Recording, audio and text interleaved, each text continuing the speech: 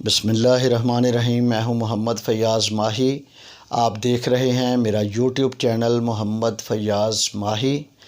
دوستان محترم، رمضان المبارک کا چاند نظر آ گیا ہے پاکستان میں۔ کل انشاءاللہ تعالی پہلا روزہ ہوگا۔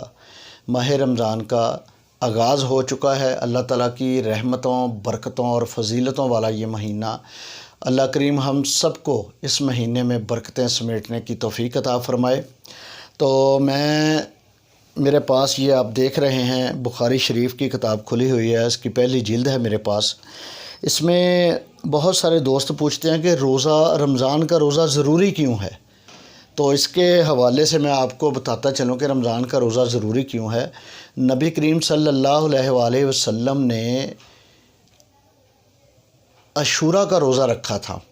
عاشوراء کا روزہ نبی کریم صلی اللہ علیہ وآلہ وسلم رکھا کرتے تھے، کیونکہ آپ نے سنا تھا اور آپ کو معلوم بھی تھا کہ قریش جو تھے وہ زمانہ جاہلیت میں عاشوراء کا روزہ رکھا کرتے تھے، اور پھر اس کا حکم بھی آقا علیہ الصلوۃ والسلام نے دیا کہ عاشوراء کا روزہ رکھیں، اور وہ خود بھی روزہ رکھا کرتے تھے۔ لیکن جب رمضان المبارک کا مقدس مہینہ مسلمانوں کے لیے رحمت بن کر نازل ہوا، رمضان المبارک کے روزے کا حکم ہوا، تب آپ نے عاشوراء کا روزہ رکھنا چھوڑ دیا اور فرمایا کوئی اس کا روزہ رکھے چاہے نہ رکھے ثواب، نہ رکھے تو گناہ کوئی نہیں۔ تو ہم روزے کیوں رکھتے ہیں میں بتاتا چلوں کہ حضرت طلحہ بن عبید اللہ رضی اللہ تعالیٰ عنہ، کتاب کی طرف اس لیے دیکھ رہا ہوں، کتاب سے رہنمائی اس لیے لے رہا ہوں کہ کہیں میرے بولنے میں کوئی غلطی نہ ہو جائے، میرے کوئی الفاظ غلط نہ ہو جائیں، کیونکہ یہ بڑا نازک اور حساس موضوع ہوتا ہے، اس میں بڑی احتیاط کرنا پڑتی ہے۔ تو حضرت طلحہ بن عبید اللہ رضی اللہ تعالیٰ عنہ سے روایت ہے کہ آپ علیہ الصلوۃ والسلام کے پاس ایک اعرابی آیا، اس کے بال الجھے ہوئے تھے، وہ کافی پریشان تھا، اس کے بال الجھے ہوئے تھے۔ اس نے آ کر پوچھا یا رسول اللہ صلی اللہ علیہ وآلہ وسلم، مجھ پر کتنی نمازیں جو ہیں وہ اللہ تعالیٰ نے فرض کی ہیں؟ تو آپ صلی اللہ علیہ وآلہ وسلم نے فرمایا کہ تم پر 5 نمازیں فرض ہیں، تم 5 نمازیں پڑھو، سوائے اس کے کہ تم باقی اور جتنی مرضی نمازیں پڑھ سکتے ہو، لیکن 5 نمازیں تم پر فرض ہیں۔ پھر اس نے عرض کی یا رسول اللہ صلی اللہ علیہ وآلہ وسلم، مجھ پر زکوٰۃ کتنی فرض ہے؟ آپ نے اس کو زکوٰۃ کے متعلق جو بتایا وہ اسلامی شریعت کے قوانین بتائے کہ کتنی چاندی ہو، کتنے پیسے ہوں، کتنا سونا ہو، کتنا زیور ہو، اس پر زکوٰۃ واجب ہے۔ پھر اس نے سوال کیا یا رسول اللہ صلی اللہ علیہ وآلہ وسلم، مجھ پر روزے کتنے فرض ہیں؟ تو آپ صلی اللہ علیہ وآلہ وسلم نے فرمایا تم پر رمضان المبارک کے پورے مہینے کے روزے فرض ہیں، تو تم اس کے علاوہ جتنے روزے چاہو رکھ سکتے ہو، لیکن جو فرض روزے ہیں اللہ تعالیٰ نے تم پر وہ رمضان المبارک کے روزے فرض کیے ہیں۔ تو اس نے عرض کی، بلکہ اس نے کہا یا رسول اللہ صلی اللہ علیہ وآلہ وسلم، قسم ہے مجھے اس پیدا کرنے والے رب کی، جو میرے رب نے مجھ پر فرض کر دیا میں اس سے زیادہ کچھ نہیں کروں گا، اور جو مجھ پر فرض نہیں ہے میں اس سے بھی زیادہ کچھ نہیں کروں گا۔ جو مجھ سے ہوگا وہ فرض کروں گا، فرض نمازوں کے، فرض رمضان کے، اور زکوٰۃ جو ہے شریعت کے مطابق چلوں گا، اس میں کوئی بھی کمی بیشی میں نہیں کروں گا۔ تو نبی کریم صلی اللہ علیہ وآلہ وسلم کا رمضان کے متعلق فرمان مبارک ہے کہ ماہ رمضان میں شیاطین کو جکڑ دیا جاتا ہے، جنت کے دروازے کھول دیے جاتے ہیں، آسمانوں کے دروازے کھول دیے جاتے ہیں، اور جنت کے دروازوں میں سے ایک جنت کا دروازہ جسے ریان کہا جاتا ہے، اس جنت کے دروازے میں سے صرف روزہ دار گزارے جائیں گے۔ جب وہ دروازہ کھولا جاتا ہے تو اس میں سے صرف روزہ دار گزریں گے، بلکہ یہ بھی فرمایا کہ جب آواز دی جائے گی کہ جو روزہ دار ہے وہ آئے اس دروازے سے گزر کر جنت میں داخل ہو جائے، اور جب وہ جنت میں داخل ہو جائیں گے، سبھی روزہ دار جنت میں باب ریان سے داخل ہو جائیں گے، تو وہ دروازہ بند کر دیا جائے گا۔ رمضان المبارک کی اتنی فضیلت، اتنی برکت ہے تو ایک اور انتہائی دکھ والی بات میں جو کرنا چاہتا ہوں، میں اس کتاب کو بند کر دیتا ہوں، کیونکہ اب میں بات کروں گا اپنے موجودہ دور کی۔ جو میں نے اس بخاری شریف میں سے آپ کو احادیث بتائی ہیں وہ پیٹنٹ ہیں، بالکل پیٹنٹ، اس میں سبھی مسلک کے علماء کرام متفق ہیں۔ تو موجودہ دور میں ہم کیا کرتے ہیں،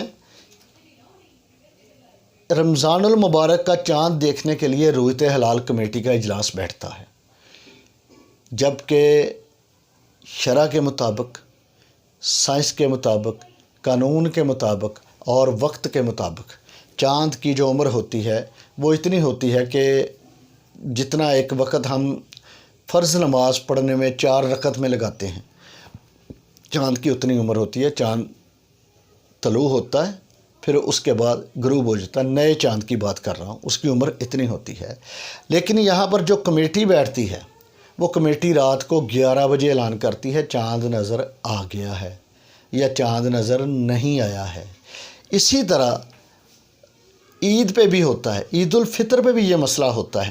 پچھلے سال کی بات کرتا ہوں، پچھلے سال پاکستان میں 3 عیدیں پڑھی گئی تھیں، 3 عیدیں۔ مثال کے طور پر ہفتے کو عید ہے، ہفتے کو عید پڑھی گئی، اتوار کو پڑھی گئی، پیر کو پڑھی گئی، 3 عیدیں پڑھی گئیں، 2 چاند نظر آ گئے پاکستانیوں کو، ایک رویت ہلال کمیٹی کو جو مرکزی رویت ہلال کمیٹی ہے، اور ایک پشاور میں جو علامہ پوپل زئی کی اپنی بنائی ہوئی کمیٹی ہے۔ علامہ پوپل زئی صاحب جو ہیں پشاور میں، وہ اکثر ہم نے تو یہی دیکھا ہے کہ وہ سعودی عرب کے ساتھ، عرب ریاستوں کے ساتھ یا دوسرے جو انٹرنیشنل ممالک ہیں ان کے ساتھ ہی روزہ رکھتے، افطار کرتے، اور عید بھی انہی ممالک کے ساتھ کرتے ہیں۔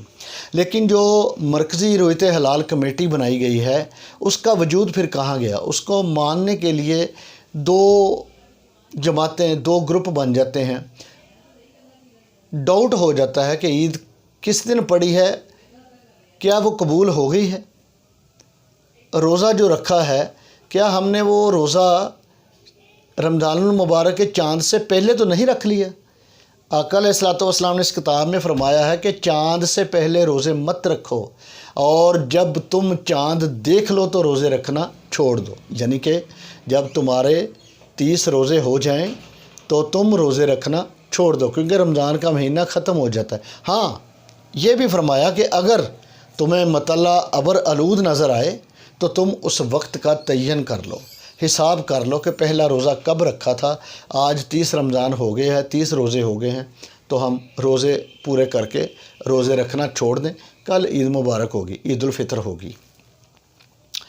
افسوس یہی ہے کہ سائنس کی اتنی جدت کے باوجود، ترقی کے باوجود، ہم لوگ اس بات کو سمجھ نہیں پائے۔ کیونکہ ہم نے ان کتابوں کو پیچھے چھوڑ دیا ہے، ہم نے قرآن کریم کو بھلا دیا ہے، ہم نے شریعت کو چھوڑ دیا ہے، ہم نے اللہ کے فرمان کو چھوڑ دیا ہے، آقا علیہ الصلوۃ والسلام کی احادیث مبارکہ کو ہم نے چھوڑ دیا ہے۔ کیا اپنایا ہے؟ ہم نے اپنایا ہے کہ فنکار، ایکٹر، سٹار، گلوکار، ڈانسر اور فلم سٹار، وہ ہمیں اسلام سکھا رہے ہیں، یہ ہم نے سیکھا ہے۔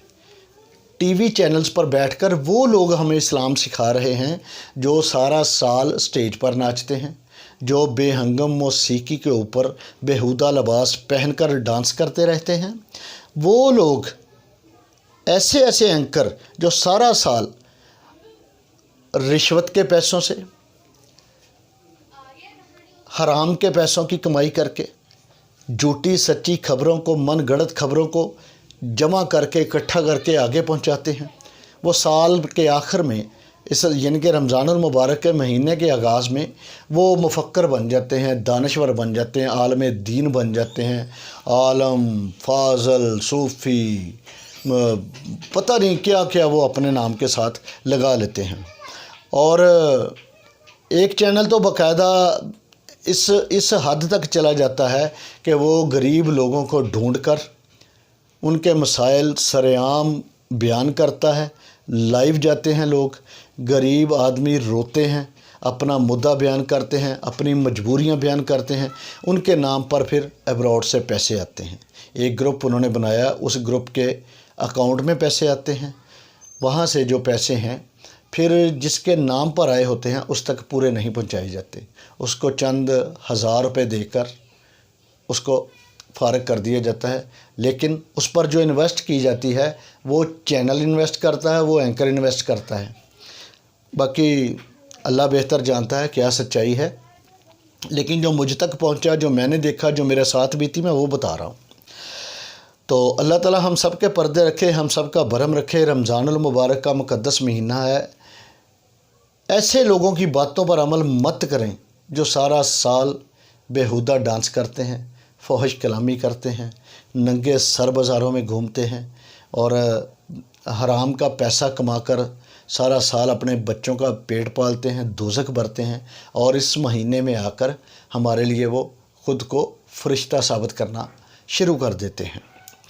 بڑے بڑے پھر کہوں گا کہ ایسی خواتین ہیں ہماری جو آرٹسٹ ہیں، جو ایکٹریس ہیں، ٹھیک ہے بھائی، اسلام سب کے لیے ہے، کوئی اجارہ داری نہیں ہے ہماری اس پر کہ میں صرف اسلام کا ٹھیکیدار ہوں یا ماما چاچا ہوں، نہیں، میں کوئی اسلام کا ٹھیکیدار نہیں ہوں۔ میں صرف یہ کہنا چاہتا ہوں کہ سارا سال جو بیہودگی پھیلاتے ہیں ان کو آگے لا کر اس ایک مقدس ماہ کی فضیلتیں، برکتیں اور رحمتوں والے مہینے میں ہم پر مسلط کیوں کیا جاتا ہے، اور ہم بڑے شوق سے سنتے ہیں، بڑے غور سے ان کی باتیں سنتے ہیں۔ وہ اس ماہ میں جتنا قرآن سیکھتے ہیں، جتنا علم سیکھتے ہیں، کیا اس علم میں باقی جو 360 دن ہیں، 330 دن ہیں، 35 دن ہیں پورے سال کے، اس علم کے مطابق ان کو دوزخ کا پتہ نہیں چلتا، ان کو جنت کا پتہ نہیں چلتا، ان کو ثواب، اجر، گناہ، جزا، سزا کا پتہ نہیں چلتا؟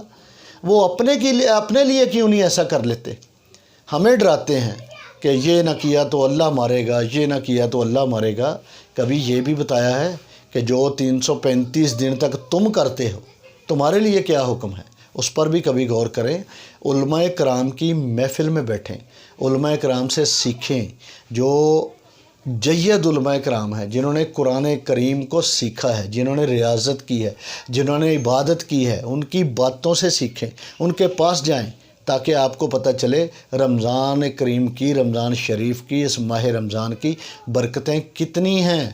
اس کو بیچنا نہیں ہے، جگہ جگہ سٹال لگا کر، ہر چینل پر ہر لمحہ، ہر گھنٹے بعد اپنے سٹال لگا کر، اپنی باتیں بتا کر اس کو بیچنا نہیں ہے۔ اس ماہ رمضان کو، اس کے تقدس کو پامال نہیں کرنا، خدا را اس کے تقدس کو پامال مت کریں۔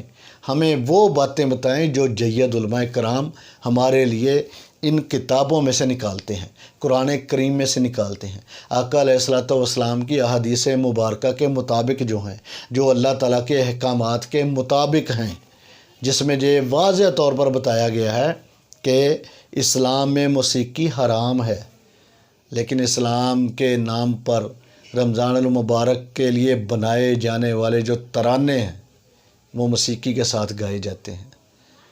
سورہ فاتحہ موسیقی کے ساتھ پڑھی جاتی ہے، سورہ یاسین موسیقی کے ساتھ پڑھی جاتی ہے، اور پڑھنے والے نامور آرٹسٹ ہیں۔ انتہائی افسوس ہے۔ اللہ حافظ۔